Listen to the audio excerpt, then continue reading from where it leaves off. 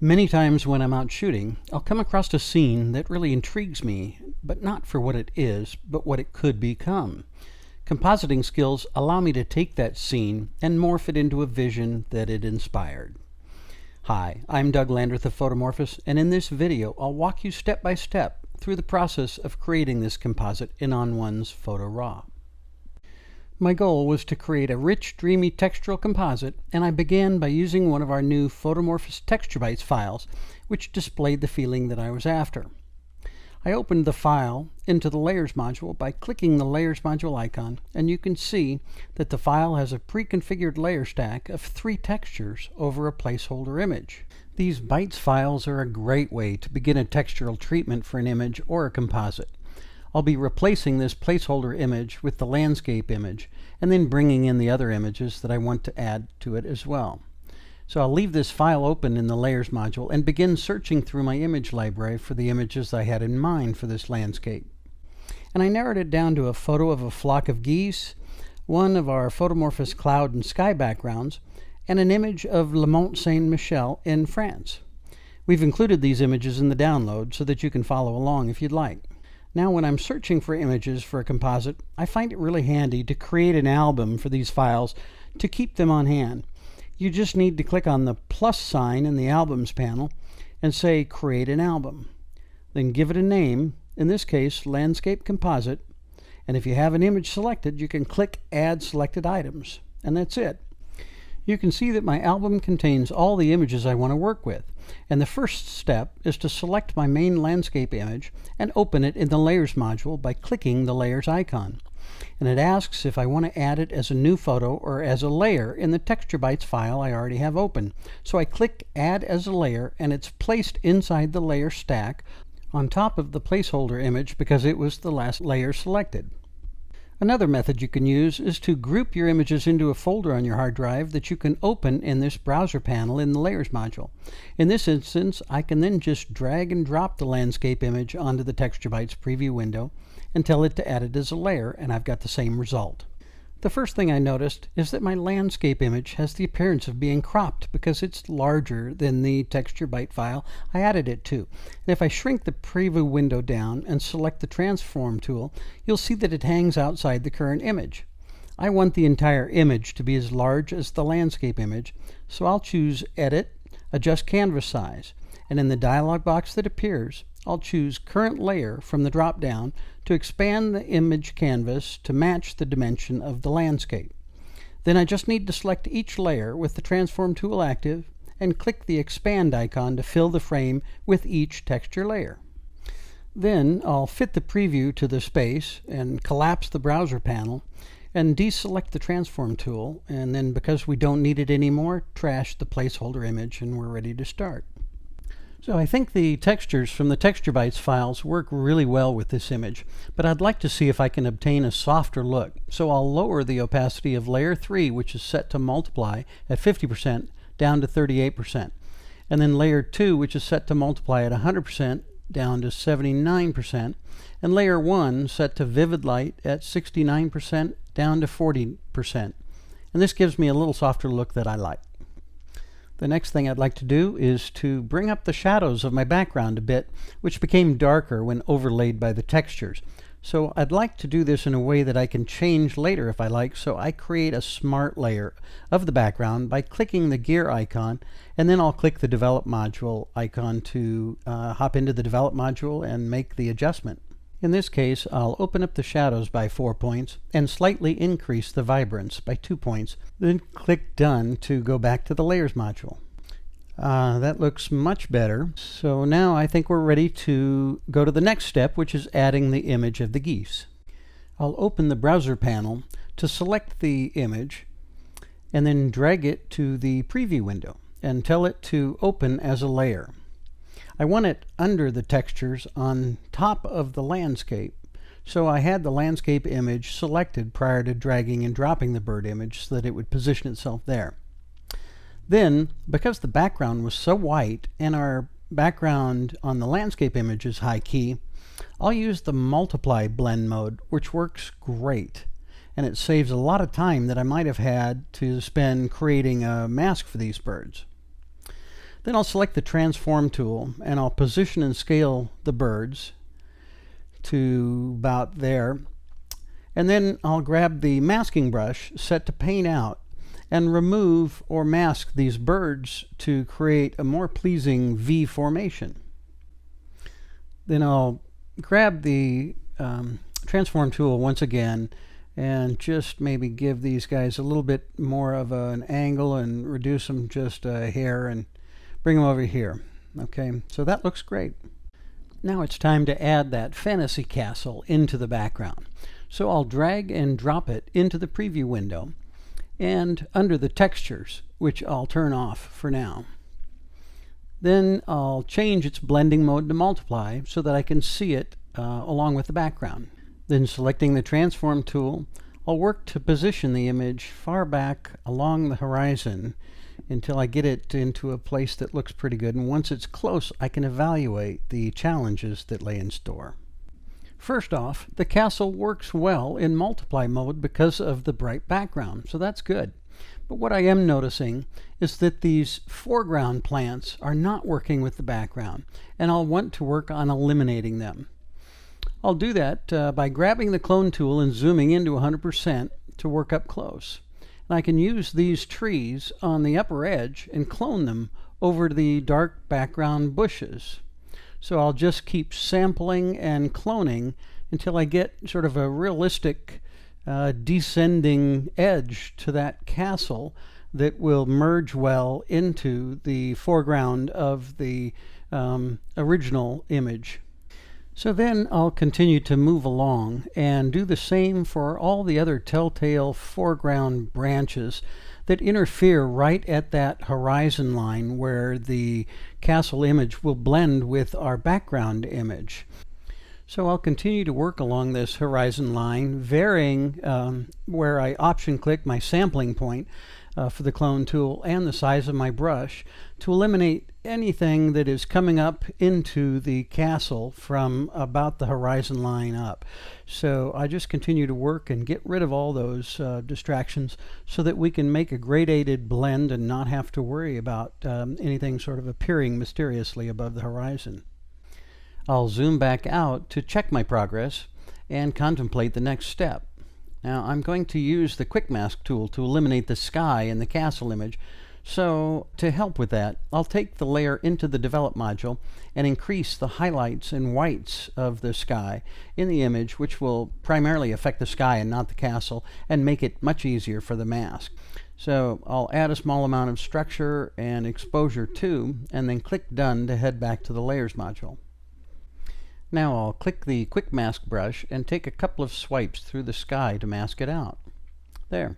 That's looking pretty good. So then the last part of masking for this castle is to add a linear gradient mask to mask the bottom of the castle image and create a feeling like the castle is looming up through early morning fog on the horizon.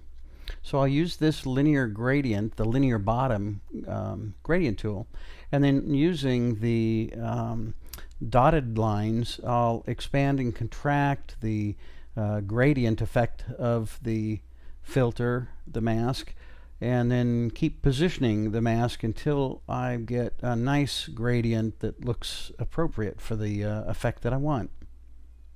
That's looking good, but I've noticed that I'm missing the tall spire at the top of the castle. It must have been masked out, so I'll zoom in tight and grab the masking brush, set it to paint in, and shrink the brush size down to really small using the bracket keys, and then just drag upward to reveal the spire. That's better. I'll turn back on the texture layers and then zoom out to see where we are with our composite so far. I'd like to brighten everything up a bit, and I could just jump back into the develop module with the background layer because it is a smart layer. But instead, I'll use a quick trick that I like to use sometimes. I'll just duplicate the background layer, and I don't need it to be a smart layer, so I'll click the gear icon to turn that off. Then I'll change its blending mode to screen. This is brightening the background with the density of its own image, which creates a beautifully tone-mapped brightening effect. Then I'll play with the opacity of the layer to bring it back down till I'm happy with it. I'll also, once again, test the opacities and effects of each of the texture layers to get the right balance of tone and textural quality. In addition, I'll just take a quick look and check my composition and see if everything is looking the way I want. And I think what I've determined is that I want to scale the castle up to be a little bit more prominent in the image and add a little bit more drama. So I'll select the transform tool and go ahead and position it until I feel like I've accomplished that goal. Great. I like that a lot better. So now it looks like we're ready to add in the final element, the clouds. I'll select the background landscape layer in the layer stack and then drag and drop the cloud and sky image into the preview window and select Add as Layer. Okay, I think this image is going to work great. I'll first change the blending mode of the layer to multiply so that I can see it in relation to the background landscape layer to help me judge where to position the clouds and how to scale them. I'll move the cloud layer to the bottom of the layer stack, which won't really make a difference because the background landscape image is also set to multiply mode, but it'll keep my two background landscape layers together. Then I'll zoom out a bit and grab the transform tool and position the clouds so that they fit with the background landscape horizon. Then we'll need to create a soft gradient mask to block the bottom area of the cloud layer and provide a smooth blending of the landscape and the sky images. So I'll grab the linear gradient tool and select the preset linear bottom. Position it carefully to provide a complete mask of the bottom of the cloud image, yet maintain a very soft blending of the sky right above the horizon. So playing with the position and the width of the transition until you get it just right. Okay, I think that's working well, but I'd like maybe a little bit more drama from the clouds. So I'll zoom back in and I'll just create a copy, I think, of this cloud layer, which it's already set to multiply. So as you would suspect, the cloud layer has intensified in both tone and color. It's a little bit dark for my liking, so I'll just try possibly some other blending mode to see if that helps. And it looks as if soft light might be an appropriate choice. When I test this layer's overall effect by turning it on and off, I'm noticing a bit of unwanted density just above the horizon that I'd like to eliminate, but the rest of the layer works pretty good. So I'll turn off the castle layer to concentrate on the sky, and then I'll click the gradient masking bug and then reposition the gradient mask to lighten up the area for a bit more of a natural look and blend. Now I'm bothered by the clouds highlights, which are just a little too hot. So I'm rethinking my choice of soft light blending mode, which is contrast enhancing mode. So I'll change it back to multiply and then perhaps just reduce the layer's opacity a little bit to get it to a point that feels a little bit better and doesn't blast the highlights so much. Then I'll go back up to the top landscape layer, which is lightening the overall scene with a screen mode, and readjust its opacity to see if I can improve things. Now this kind of testing and modifying is constant, and eventually I end up with settings for the top cloud layer of multiply at 44% and the top background landscape layer to screen at 27%. And while I'm at it, I'll bump the opacity of the layer 1 texture set to vivid light up to 52%, and the layer 2 texture set to multiply down to 46%. And then I'll leave the layer 3 texture set to multiply at 59%. Okay, those look pretty good. Then as I studied the image further, I noticed that because the castle is set to multiply mode as well as the cloud layer, I could see some of the clouds influencing the tone and color of the castle. So to remedy this, I made a duplicate of the castle layer and selected the lower copy of that layer and set that blending mode to darken. In this way, it removed the lighting effect of the clouds, the lightning effect of the clouds, I should say. And that helped a lot. But I felt like I wanted a bit more structure and contrast in the castle, so I opened it up again in the Develop module and increased the highlights a bit, and lowered the shadows and the blacks to gain contrast. Then I bumped up the structure and used the haze filter to reduce the haze to add some overall punch to the image. Now I'll turn that layer on and off, and you can see how much dimension has been added to that castle image. And then once again, I'll begin the process of analyzing the image and the various layers. And as I did this, I noticed that the haze on the horizon didn't have the same warm characteristic as the sky and foreground, and that stood out in my mind. With any problem of this sort, there's probably a million ways to solve it, with none of them being the wrong way if they succeed. In this instance, I decided to duplicate the background landscape image again, and then move it to the bottom of the stack. Now, because the sky and the other background landscape image was set to multiply, I knew that this would increase the overall density of this area. This had the desired effect on the area, but it also brought down the density of the rest of the image as well. Since I only wanted to affect the highlights along the horizon for that distant hazed effect, I knew I needed to mask everything but the highlights of the image. So isolating highlights of an image like this is the perfect use of a luminosity mask. To create one, I selected Mask and Create Luminosity Mask, and all of the dark areas are masked from this layer. If I choose View, Show Mask, you can see that the dark areas are masked in relation to their density, which works just great. But I want to further isolate the effect from the sky above the ground haze, so I'll grab the masking bug and choose Linear Top to add a nice gradient mask, blocking out the part of the sky above this ground fog area, and that issue is solved. The next issue I wish to tackle is adding back a little bit more dimensionality to the birds. Because we used a multiply mode on their layer, the white background didn't have an impact.